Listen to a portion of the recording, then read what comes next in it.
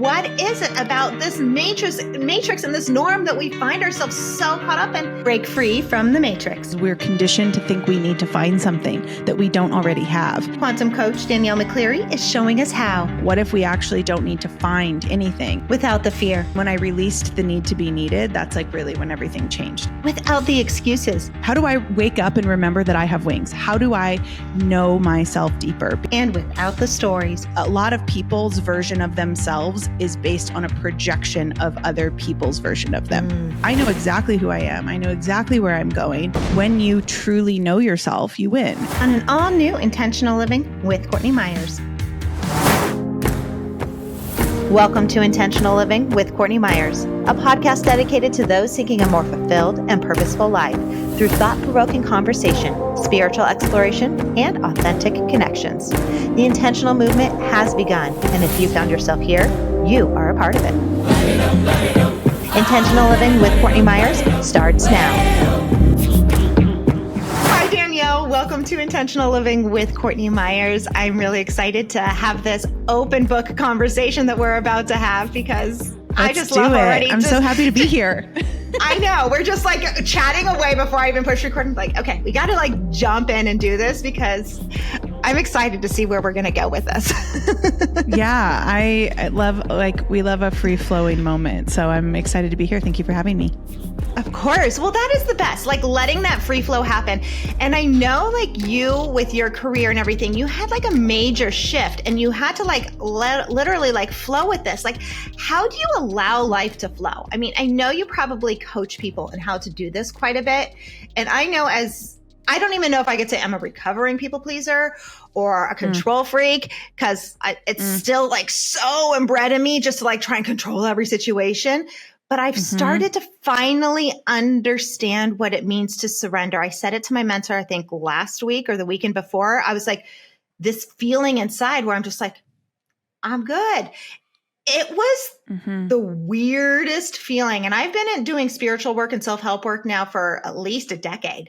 And it was just kind of like, wow, it just clicked. So how do you take people there? Because it was a challenge for me.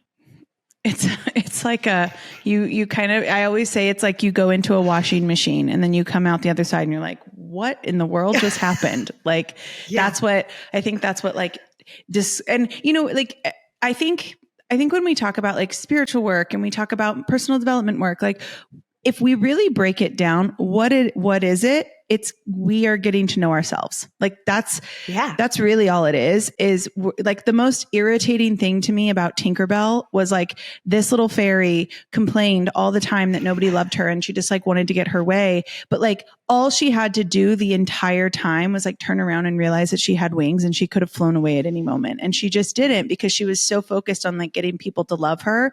And like all she had to do was look in the mirror and be like, I actually can leave at any time. And I think personal development work, spiritual work, dark night of the soul, like whatever the F you want to call it. It's truly just, how do I wake up and remember that I have wings? How do I know myself deeper? Because like when you truly know yourself, you win. And so for me, it's been this like, I mean, I would say it's probably been since I was in my teenage years, but I'm a 6'2" in human design. I don't know if you're into human design at all, but I love it, but I don't know enough about it. Yeah. Yeah. So I'm a 6'2", which basically means like the first 30 years of my life were like, they call it the trial and error phase, but I called it like pure fucking chaos. You know, like it was just every experience. I was married. I was divorced. I had a baby. I broke up with my son's dad. I moved to London. I moved back from London. I moved to San Diego. I moved back from San Diego. I had 3 different careers. I was in television. I was an actress. I was a professional dancer. Then I was a fitness instructor. Like, as many things as I could experience, I did.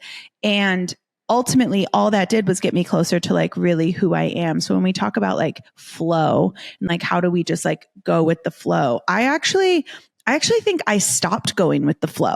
Like I actually think, because I used to just say yes to anything because my worth was so hung on outside validation and praise that I would just go with the flow and like do whatever.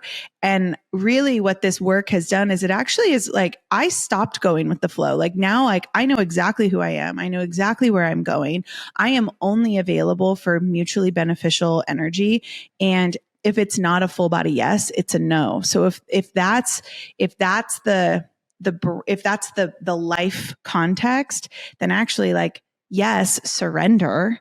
And you actually stop going with the flow, because going with the flow kept me in people pleasing mode. It kept me in like outside validation mode. So I'm actually not interested in going with the flow anymore. Like, unless the flow is a full body yes. Wow. I mean, I feel like you're just channeling and speaking this directly to me, especially even with that Tinkerbell analogy. Like my eyes like are just like, oh my goodness, are you talking about Tinkerbell? Because all I can think of when you say that is I grew up doing beauty pageants. I was the little JonBenet Ramsey. And my mom and my grandma said to me that I was walking through the mall one day and I saw a beauty pageant like in the middle of a mall type of thing. And I looked up and I go, I want to do that. I want to be the queen. And I guess I was like 2 or 3. So I don't actually remember this, but that became my childhood. I did that nonstop and I loved it. Like, yes, I think they loved it, but then I loved it. And it built this whole sense of like outside validation for me that I'm like literally still trying to break. I had an epiphany and I just did a post about it online. It's like outside validation is a fucking bitch. Like it has ruled my life and I'm 41. I'm just like, what? Why am I still seeking this? But during those pageant stages, they would ask you, you know, a 5-year-old, what do you want to be when you grow up? And, you know, they're cute little moments. And I used to say, I want to be Tinkerbell. And all I could ever talk about was I wanted to be Tinkerbell. Even going to Disneyland, I grew up in San Diego. I lived in LA, so I know those places very well where you're going from. Yeah, we paid rent. We paid rent at Disneyland growing up. Seriously.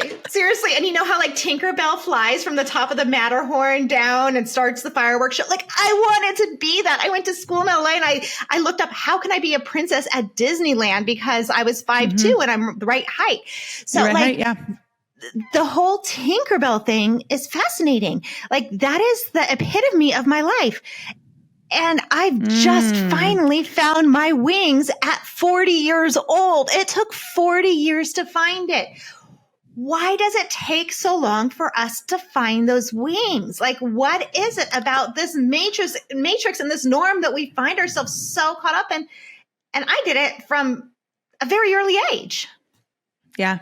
I mean, I think that's it. It's like I think what takes people so long and why it takes people so long is because we're conditioned to think we need to find something that we don't already have. And remember, the whole thing about Tinkerbell was she had it the whole time. It's not finding it. It's like you don't have to become worthy. Like you're born worthy simply because you breathe. And we live in a society that conditions us to feel like it's something we have to chase. It's something we have to earn. We have to find, we have to become. And like, what if we actually don't need to become anything? What if we actually don't need to find anything? It's more that we need to remember. We need to wake up and we need to remember that we had it the whole time.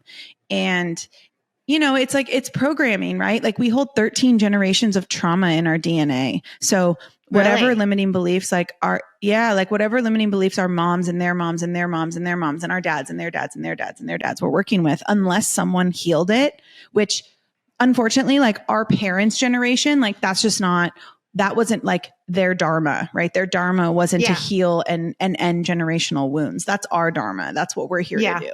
And so, you know, it's like the difference between operating on DOS and operating on iOS.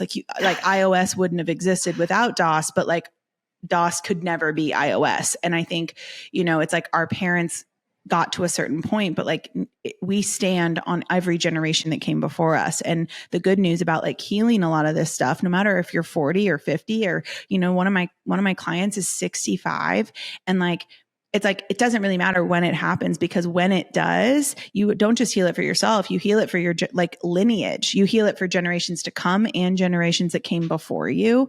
Like, how beautiful is that? But yeah, I mean, it's hard because society says it should be hard, right? Like the trauma you went through, and everyone thinks, and that's the other thing, is everyone thinks trauma is like, oh, I don't have trauma because I wasn't molested. Well, like, okay, that's trauma. Yes, 100%. Like that is the worst of trauma. And trauma is also growing up in the professional dancing space or the beauty pageant space and being told all the time that you're pretty and, or that you're so awesome, or that you're a great dancer, or that, oh my gosh, I don't know how you're so busy, or, you know, being the student that gets straight A's, or being the athlete that's like being scouted for college when they're 8 years old. Like that's trauma, because what it's doing is it's teaching your subconscious mind that is worthiness. That's what you have to continue. So then you end up being an adult, like chasing these things that, you know, have nothing to do with you, but you're still chasing this outside validation and this praise. And I think like one of the biggest things I've ever like a lot of the work I do, I have like a 4-step process that helps people rewire this stuff. But like ultimately I went from my worth being tied to being accessible and available 24/7 to releasing the need to be needed. And when I released the need to be needed, that's like really when everything changed. And like, does it come back up? Yes, because it's cyclical, right? Like it's going to come back up. The difference is now when it comes up, I move through it quicker because I've been here before. So you're speaking my language, because I think that is exactly, and it's really funny.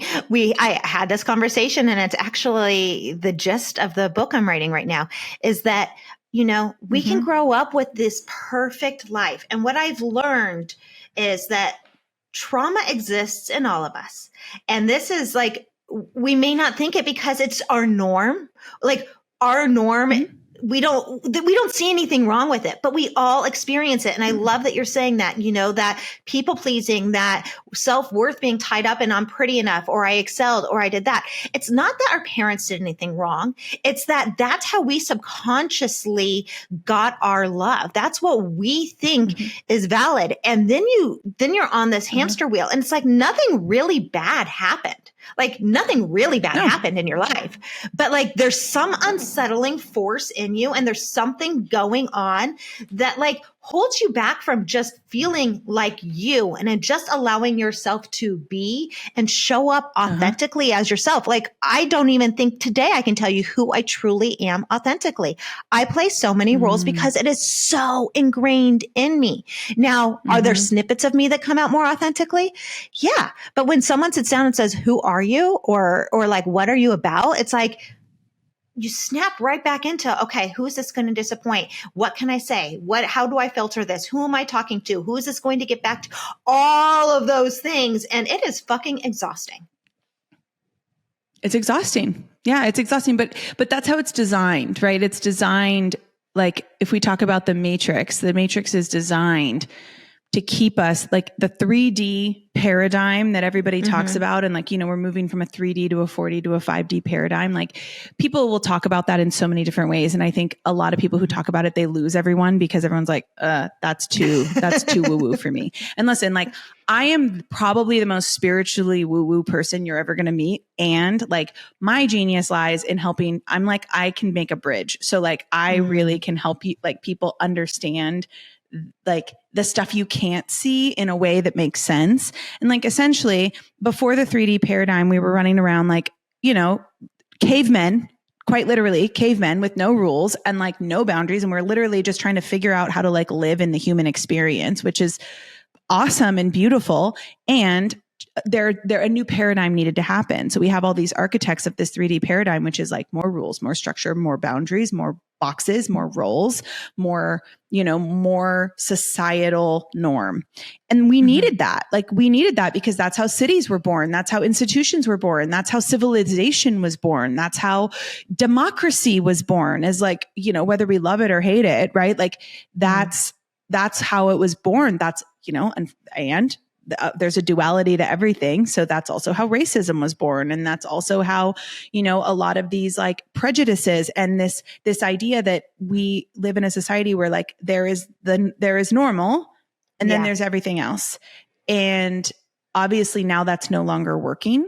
And so the paradigm is shifting and we're moving away from it. But like a paradigm that wants you to stay in roles and boxes, you're going to feel like it's hard. It's exhausting. Like healing is harder. And so I'm just going to stay here. And so we end up like being these animals that just keep licking these wounds of like, yeah, I wish I could heal this. And maybe someday I will. But right now, licking this wound is familiar to me. And even though it hurts and it's painful and I don't like it, my body is addicted to the feeling it gets when I feel this way. So I'm just going to keep like nursing this wound instead of healing it. And that's what a society that's built on rules and structures and like boxes, that's the whole point. That it's designed to keep you there. So this shift we're seeing in society is really that. It's like, are we actually brave enough, which we all are, like spoiler alert, we are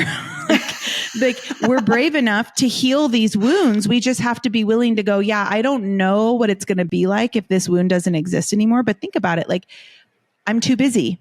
I'm too this. I'm not smart enough. I'm not resourced enough. I grew up on the wrong side of the tracks. Like, these wounds that we have, they've kept us safe for a really long time. And so every time we feel the fear of releasing these wounds, our brain releases chemicals like adrenaline and dopamine and these things into our bloodstream. So even if consciously, like you said, I'm exhausted, I don't want to feel like this anymore. Consciously, that's what you want. Subconsciously, your brain has rules and your body has now become addicted to the cocktail it gets when you do feel fear and scarcity.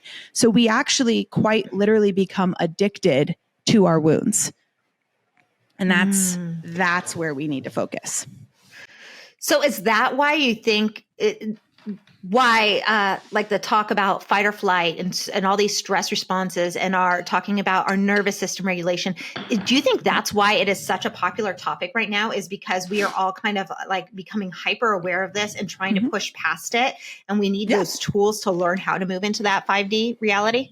Yeah. I mean, nobody's ever taught us how to actually take a look at ourselves and be like, do I need to be in fight or flight? Do I need to be stressed right now? Because, anxiety is such a big topic. Everybody has anxiety. But if we actually look at what anxiety is, like if we logically listen, I'm a human design coach. I'm an intuitive coach. Like, I'm all about intuition. Your logic and your intuition are never going to come from the same place. But balloons, see? But that doesn't mean that logic doesn't have a place. So I like to look at, whenever I feel like that anxious feeling in my body, I like to pull back and I like to go, okay, anxiety, what is it? Well, it is literally an adrenaline cocktail being released into my bloodstream, which tribally prepares my body to run from a predator. My legs are getting stronger. There's more blood pumping through my veins. My heart rate is rising. And I'm literally prepared in this moment to run from a predator. Well, I may live in Texas where everything, there's animals all over the place that are trying to kill you, but I'm not trying to run from a predator right now. I'm literally trying to decide whether or not to invest, this $60,000 into my coach. Like, that is not the same thing as needing to run from a predator, but our body, because it doesn't know that, it doesn't know good or bad, right? Like universe, our body, our brain, it doesn't know the difference. It just knows oh, they're feeling this way, release the cocktail. So we could be needing to run from a panther, or we could just be scared to invest. Our body's going to react the same way. So when I start to feel those anxious feelings, I like to pull back and I like to go, okay, thank you for the strength. Thank you for the adrenaline to my body. If I were running from a predator, this would be very helpful. That's not what I'm doing right now. So we don't need to be anxious in this moment. And it's really about just being able to recognize, and this is where getting to know yourself so well and getting to really I know exactly how my body reacts to fear. I know exactly where I feel anxiety in my bones. I know exactly where scarcity shows up for me. And it's the more you know yourself, the quicker you can move through these things. And I think a lot of people, they just stay surface level, with knowing themselves, and they know themselves to a certain point, but it's all a mirror of what it's their version of them. A lot of people's version of themselves is based on a projection of other people's version of them. Yeah. And so it's really about the ability to detach from that. Can you detach from everybody else's projection of you? Can you actually just look within and go, I actually don't my biggest flex is that I don't attach myself to any narratives that people cook up about me in their heads. Like literally, Courtney, somebody could tell me that 2 + 2 is 22. And I'd be like, you're absolutely right. Have a good day. Like, it's not, I don't feel the need to like explain or justify myself to anyone. And that's taken a lot of like, that's the work.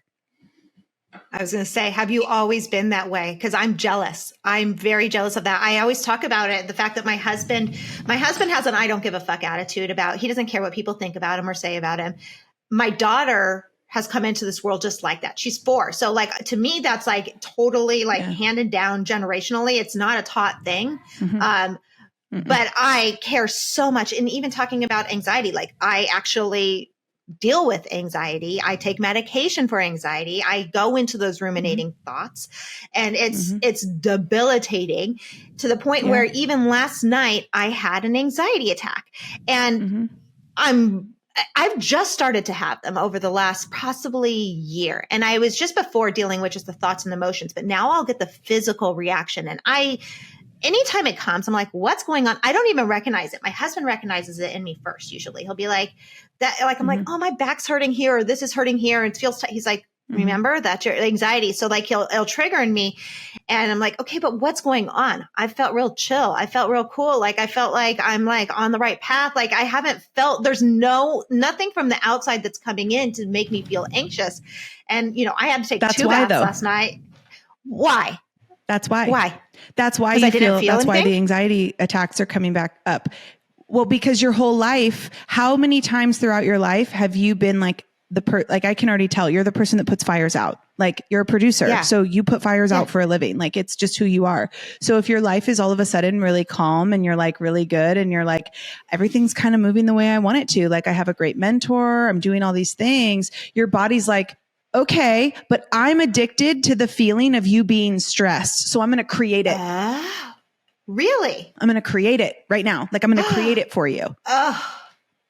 That's like, that's what it is. It's like when we're addicted to fight or flight, it's think about it. It's like when your body's addicted to something, think about a drug addict, right? Like somebody who's addicted to pills, like you may consciously be like, I'm good. I'm not, I'm clearing this addiction, but your body's like, think again. Like I've been feeling real good when you feel stressed. And if you're not stressed, then what do I get?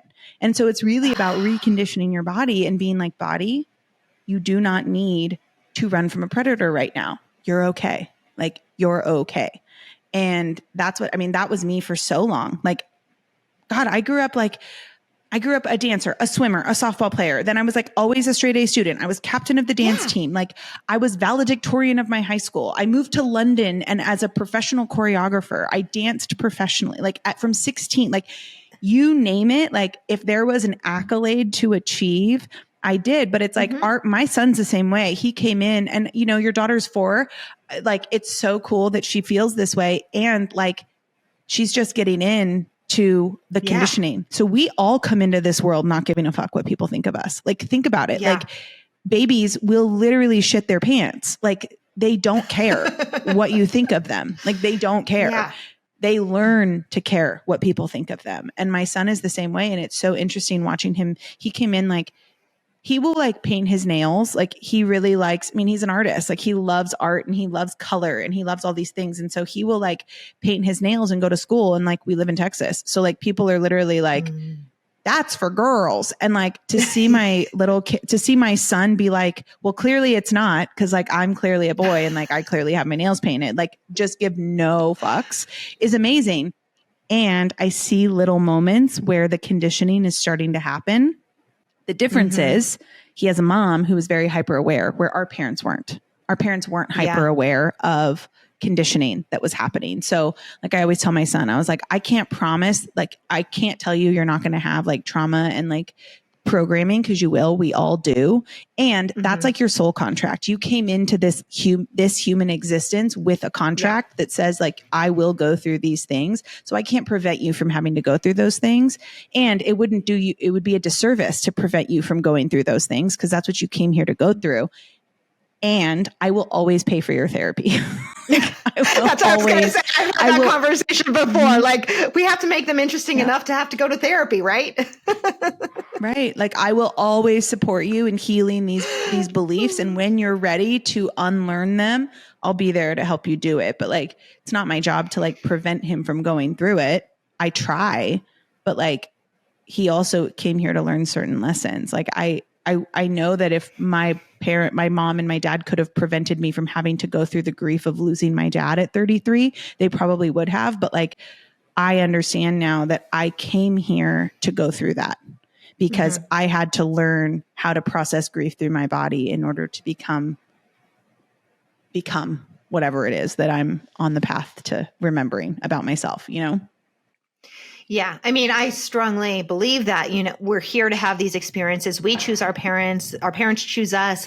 We're here to give them lessons. They're here to give us lessons. It's this whole cyclical process. We all have to do that together. But I'm curious now, do you think we will step further into that 5D reality because we are more conscious as parents as a whole? I'm not saying everyone is, but the whole idea of conscious parenting and listening to your kids' emotions and allowing your kids to have an opinion and feeling, like, I find is a lot more popular now. It makes parenting, I think, a lot harder, but it's more popular. So do you think that propels us into this 5D faster by holding that space for the next generation?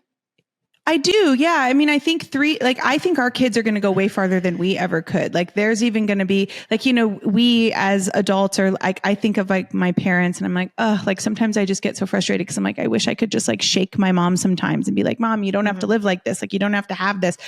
But like, she was like, their ceiling is our floor, right? Our ceiling is our children's floor. And that's the way it's meant to be. So I think our kids will even go farther than us, which is such a good thing. And like the 3D is like borders, boundaries, roles, whatever. And like the way I always like look at it is the 3D reality is like, there is the truth and then there's everything else. That's not the truth. Then the 4D, which is like, we're kind of in it right now. And we see this a lot with like election years where there's like, you have your truth and I have my truth. And like, we'll just agree to disagree, but like nobody's actually respecting anyone else's truth. Yeah, it's just, we all just think that there's like 1,000 different truths, right? The 5D is, there is a divinity that we are all connected to. And I think of it more like we are all these individual rivers. And if you think about like America, there's 1,000 rivers that flow through and they all lead to the same ocean. They all eventually run to the same ocean. And that's a 5D. It's like you have your truth and I have my truth, but we realize that that's all part of a collective divine truth. And that's what we're moving toward. And I think our kids are going to move there even quicker than we do. I mean, like, I'm sure you feel this way. Like my son, like the things he knows and the wisdom he has at 8, I'm like, I could have never at 8 years old. Like at 8 years old, I could never. Like him at 8 is like me at 20. You know, it's just, they're just expanding and so much rapidly evolving, which is great because like we're helping with that. We're moving that along, you know? So yes, I do think that like, I think that every generation is moving closer toward that. But if you think about like the Kabbalah, there's a line in there that says Elohim. It means all of us or none of us. So this idea that like, you know, you can believe in this and like, as long as you get everybody to believe in your thing, that like, that's the answer. That's actually like not it. Like Elohim means all of us or none of us. So like you could be sprinting, I could be jogging, this person could be walking. All of that's fine as long as we're all moving forward and like on our own river cruise towards the ocean. But when we have the runners yelling at everybody saying that running's the only way to do it, and you have the joggers telling everybody that jogging's the only way to do it, then you have everybody in the middle looking right and left being like, well, now I'm just confused and now I'm distracted. And it's that distraction keeps us from knowing ourselves. Distraction keeps us from our river cruise.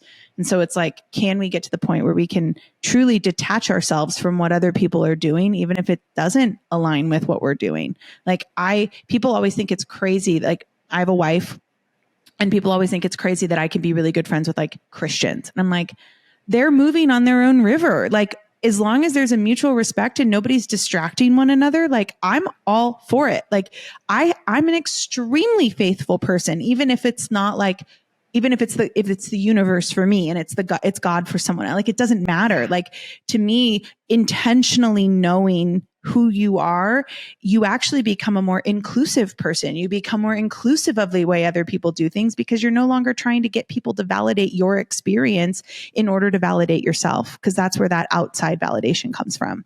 And it's like, the most dangerous and powerful person in the world is the person who doesn't need validation from anyone else. So yeah, long answer to your question. Yes, I do think we're moving towards that. But I am so in love with what you just said, though. This like not having to do things the way everyone else does it and holding the space for everyone to be. That is like my biggest thing. I hate this. We have to do things this way or be this certain person or fit in this box. Like, we can all coexist. Let's hold the space for one another to believe what we want to believe. We are all experiencing life through our own lens, through our own perception, through our own reality. There isn't one truth, because we each have our own individual truth of what we're experiencing in any given moment, even if it's the exact same thing. So like, once we can grasp that more, we can allow everyone to just be. And I don't want to be, and I say this all the time, Miss Pollyanna, everything is going to be wonderful. We have to have obstacles in our life. There has to have things to overcome so we can learn. I get that. But like, just freaking let everyone be. Like, there's just so much discord, and I personally believe it's because we are transitioning into a place of allowance so much more that 3D through that discordant life is fighting back harder, because it's that power grab. Like, oh, it's always like, I don't want to let go. I mean, I think that's why we see it so ugly in politics. And I've always loved politics, but it gets to the point where I'm like, are you fucking kidding me? Like, we're just doing the same thing over and over and over again. Can we like just actually do something that's not about power over someone in power, someone in a power position to benefit them? And can we actually think of the greater good, because that serves us all? But people don't think that way. We don't think that way. And we try and like box everyone into the single-minded thought process. And it's just, it makes me sick, actually. And it gets very frustrating, and it doesn't allow us to explore who we want to be at all. Yeah. It's the word, and the way that we like demonize people is through like selfishness. So we've taken the word selfishness and we've made it this like horrible thing. And to the point where we have everybody, because, the number one threat to a society that's built on roles and rules and structures and systems is selfishness. Like, that's the number one threat to that society. So it makes sense that like, I always laugh when I see people online being like, it's not selfish to put yourself first. It's not selfish to love yourself. It's not selfish to do this. And I'm like, actually, if you look at the definition, that's the definition of selfishness. It's not the definition of selfishness that we need to change. It's the way that we're conditioned to think about it. Because actually, being selfish is the most selfless thing you can do for the collective. Because if you're so worried about what everyone else is doing, then you're compromising who you are. And then like, you can't be seen for your genius. And like, there's people that need to see your genius in order to move forward themselves. And then there's other people that like need to be in their genius. And like, a lot of that is becoming more selfish. It's being able to be like, no, I am putting myself first, but not from a place of like, I'm the only person that matters. It's, I'm on my own river. And I'm going to be on my own river, and I don't really care what you think about it. And that's a very selfish thing. But because I do that, we are all able to move forward undistracted, because I'm not trying to get your validation. I'm not asking for your validation. You don't need my validation. I'm telling you, you don't need my validation to move forward. Like, if it's my blessing you need, you have it. Go. Flow, and it's how we feel about selfishness that we really need to like address. And, if you grew up in the Christian community, that word, that's the worst. You could be a lot of things, but don't be selfish. And I don't even think it's Christian. I think it's everyone. Everything. It's everyone. I mean, I just know the reason I say that is I have a lot of clients who are where they were raised very Christian, and they always say like, that was the cardinal sin in our family. And it's like, well, yeah, that makes sense, because there's a lot of religion, faith is something different, but like a lot of religious institutions are set up as a very 3D paradigm. Yeah. Rules, roles, boxes, structure. Yeah. It's why I actually don't like religion. And I am a card-carrying believer in God. I'm a card-carrying believer in the universe. I believe in spirit. I believe in angels. I believe in it all, but I don't like religion because of the fact that it's like, it feels like this doctrine, this thing you have to follow. My husband and I moved from Southern California, from San Diego to Tennessee. So we're in the South, we're living with all the Christians too. You know, my daughter goes to a Christian preschool, and, you know, part of it's kind of like, oh, do we want to join for the community? Because we've only been here a couple of years and everyone goes and it's a great place to meet people. But then we come back to the fact is like, neither of us believe in this, like, this is how you do it mentality. It's like that goes against everything. I probably believe and practice my spiritual faith way stronger than half those people that are showing up, whether it's every Sunday or on the holidays. Either way, like, I think we have to also, that's another thing. Our words are so charged with this energy, whether it's selfishness, religion, faith, God, all of it. It has such this emotional charge that we need to like neutralize almost our language sometimes so that we can see the true meaning of it. And my mentor said that to me before too. The whole selfish, we've had this selfish conversation where it's like, no, I don't want to say I'm selfish. I don't want to put myself first because that's bad. That's wrong.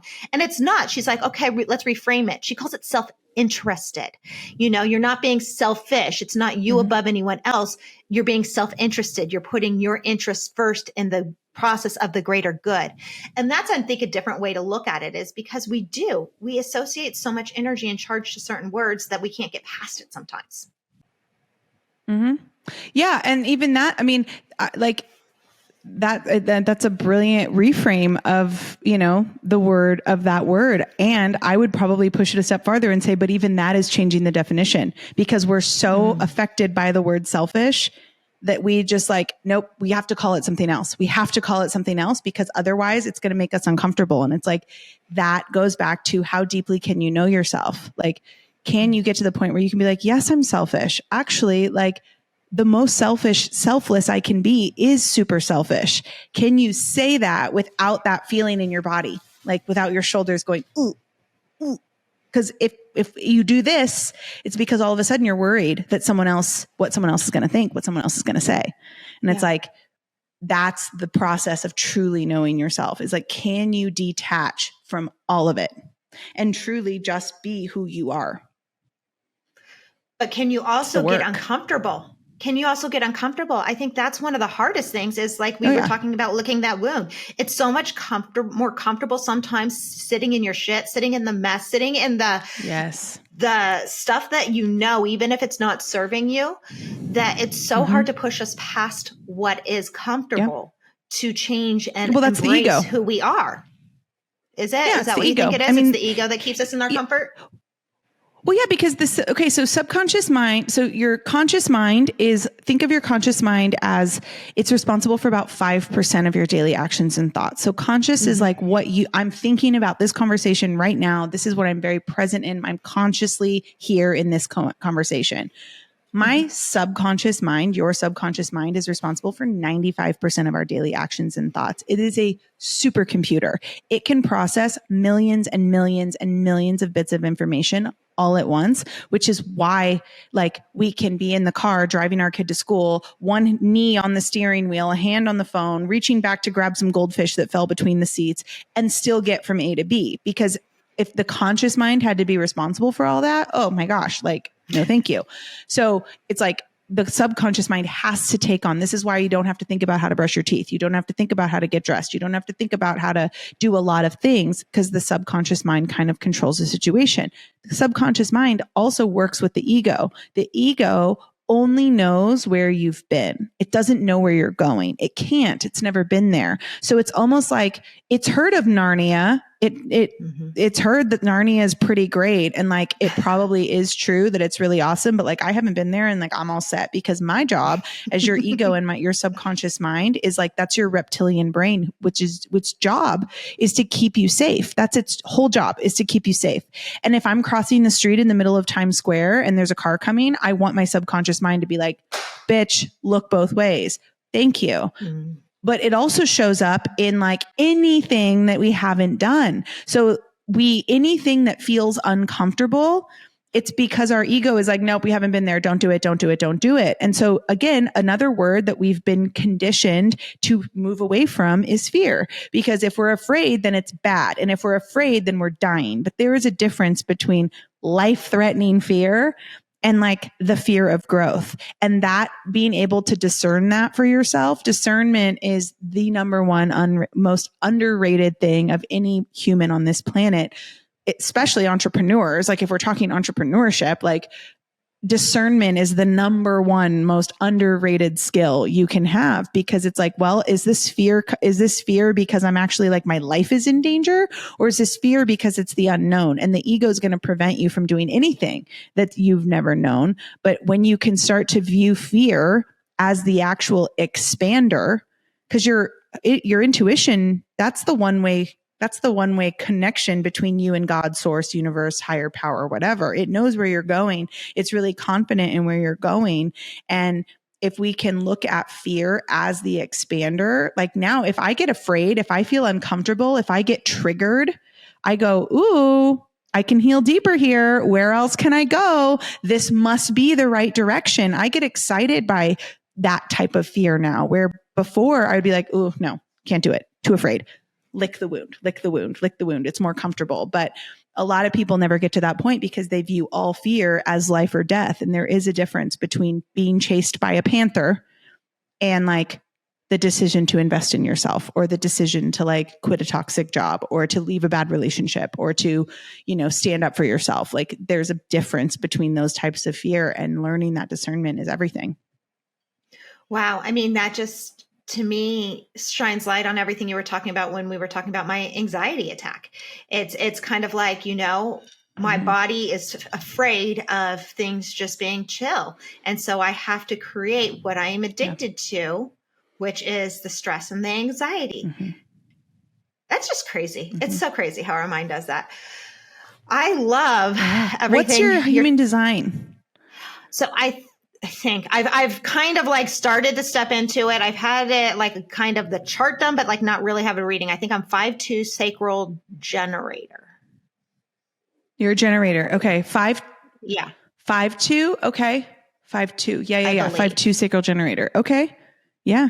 I believe that's what Great. it is. Yeah. I need to dive deeper into it. Well, the any generator type, I mean, I'm a generator. I'm a 6'2" sacral generator. So for me, the generators, we say yes to a lot of things because we can, but the most successful a generator can be, like the most successful generators say no most often. And when you first start to do that, anxiety ensues because your whole life you've been praised for being the yes man. And so when you start to not be the yes man, and you start to like actually be okay to be alone, and you're a line 2, if you have a line 2, like you're a hermit. Like when you're in creation mode, when you're building something new, when new ideas, like you have to be alone. You have to be calm. You have to be away from people. And if your whole life has been hung on your ability to be available and accessible, then it makes perfect sense that now that you're like good and you're kind of like in this really good, peaceful place, your body's like, danger, Will Robinson, danger. Like we haven't been here before. Ego, give us some drugs, keep us addicted. How annoying is that? Jeez. It's so crazy. I feel like the more you step into this rabbit hole, the more that unfolds. And it's just kind of like, it's fascinating. It's fascinating how the mind works. It's fascinating how the body works. It's fascinating how this all comes together. Yet it's so simple when we can return back to like the natural things of our intuition and following our feelings and following those emotions and that state of being who you are supposed to be. It's actually the most simple things we can do, yet we make it so difficult and so complicated, and it's so difficult. I know. We don't, it actually like people, that's why a lot of people don't do the work, is because they are so afraid that it's going to take, because it took a long time to, like, you know, you said you're 41, like a lot of people that are like, I'm 36 and I'm like, a lot of people that are my age, they're like, it took me a long time to fuck myself up. So like the idea of having to like unfuck myself now is like exhausting, but it's like, you can actually like change your frequency, like in an instant, you can change your frequency. In an instant, you can heal this stuff. It's just, do you now have the like discipline and the endurance to like remember that every time it comes back around? Because so much of it is like, well, I've already healed this. Why is it coming up again? And it's like, well, because this is something new. Like it's not going to come back up. It's just, you're equipped with better tools, which is going to help you get through it and move through it quicker than it used to. But it keeps people in this like space because they're like, ugh, like I can't even imagine having to like undo it. And it's like, I wish everybody understood that you can actually undo it way quicker than it took to do it in the first place. Well, I love that. So how do we work with you? How do we have you hold our hand through this undoing process? Well, it's funny. And this conversation is like perfectly on brand because I actually, we are officially, if this is April, we are officially in launch for my brand new 16-week, technically a 20-week program, but it is 16 weeks of active instruction, and it ends with a retreat in Costa Rica in October. And it is called Break the Matrix. And the whole point is, when you know yourself, you win. So we go through past trauma, we go through limiting beliefs, we go through all these 4 pillars of like the past, the maps, which I'm going to teach you about your human design. I'm going to teach you all about your astrology. I'm going to teach you all about all these things, different ways to understand yourself. Then we're going to move into all the vehicles that help us understand it better. So breathwork, meditation, somatic healing, it's all in there. Nutrition, sleep, like the way that we treat ourselves, the way that we speak, and then it moves into the future. And I'm going to teach you all about like manifestation and visualization and creating the life that you want. And then we're going to go to Costa Rica and we're going to like culminate the experience in the jungle and by the beach. And so it is officially open, and any information you want on that, just come visit me on my Instagram, Danielle_on-the-daily. You can also visit my website, DanielleMcCleerey.com. I'm around. And any questions you have, just slide into the DMs, and myself or my team will get back to you. But I would love to have you in there with us. If this is the journey you're on, I made so many programs for so long that was like, here's a business launch course. Here's a human design for business course. Here's a return to personal power course. And I had all these courses and it was all really great. But then, when somebody learns human design for business, well, they still don't know themselves. So now they have to take the reckoning. And then they want to start a business. So now they're going to go take 0 to launch. And it's like, I really wanted one place where people could just get everything I knew. And there's a certification involved. So you're going to be certified as a human design coach when you come out of it. It's pretty epic. So when you know yourself, you win. And if you feel like you don't truly know yourself, then come and play. Oh my goodness. That sounds absolutely amazing. I can't wait to see how it all pans out. Thank you so much for joining me today. I love this conversation and I loved getting to meet you today. Thank you so much.